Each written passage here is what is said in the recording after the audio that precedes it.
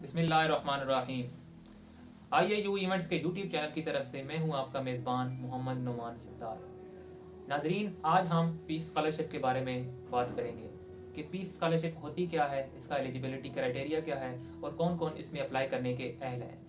तो वीडियो शुरू करने से पहले मेरी आपसे गुजारिश है कि अगर आपने हमारे यूट्यूब चैनल को सब्सक्राइब नहीं किया तो हमारे यूट्यूब चैनल को सब्सक्राइब कर लें।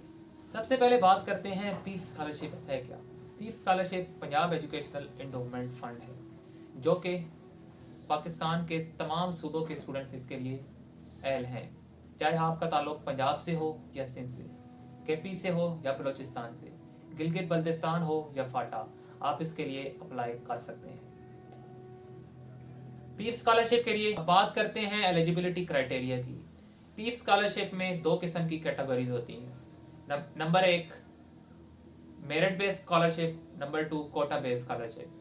मेरिट बेस्ड स्कॉलरशिप में आपके स्कूल या कॉलेज में अगर आप किसी भी गवर्नमेंट के तालीमी इदारे में पढ़ते हैं और आपके मैट्रिक या इंटर में 70% या इससे ज़्यादा मार्क्स हैं तो आपके स्कूल या कॉलेज में डायरेक्ट पीफ की तरफ से फॉर्म्स आएंगे जो कि आप फिल करके दोबारा पीफ को हर साल करेंगे। नंबर 2 है कोटा बेस्ड स्कॉलरशिप।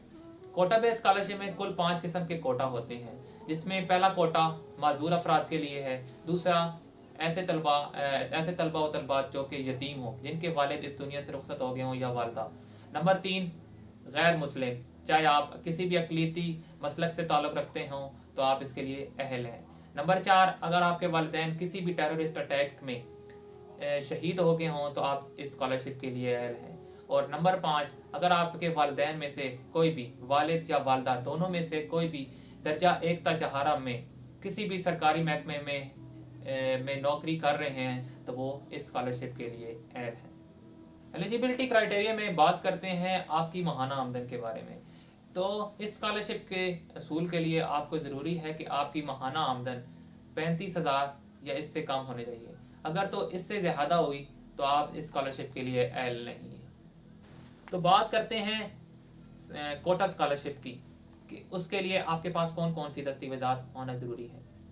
नंबर 1 अगर आपके वालिदैन किसी भी सरकारी इदारे में दर्जा 1 ता चहारम पे फाइज हैं तो उनकी सैलरी स्लिप लगाना ज़रूरी होगी।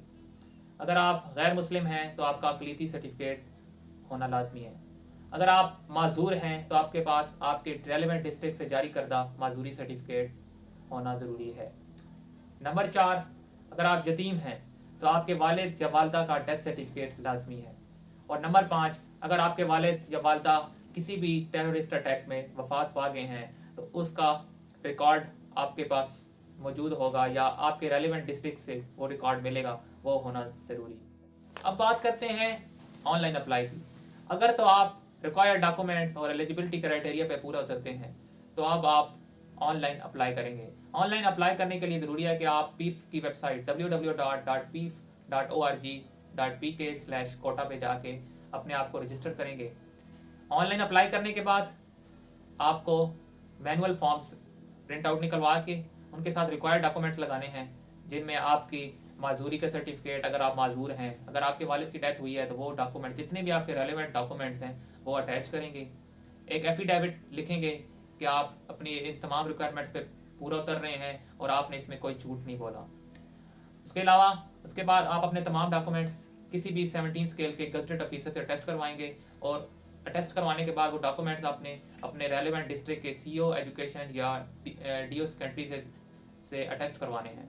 अटेस्ट करवाने के साथ आपने फिर दोबारा चेक करना है कि आपने कोई डॉक्यूमेंट्स छोड़ तो नहीं दिया, क्योंकि पीफ स्कॉलरशिप में अगर आपने एक तस्वीर भी छोड़ दी तो वो आपको इसके लिए अहल नहीं करार देंगे।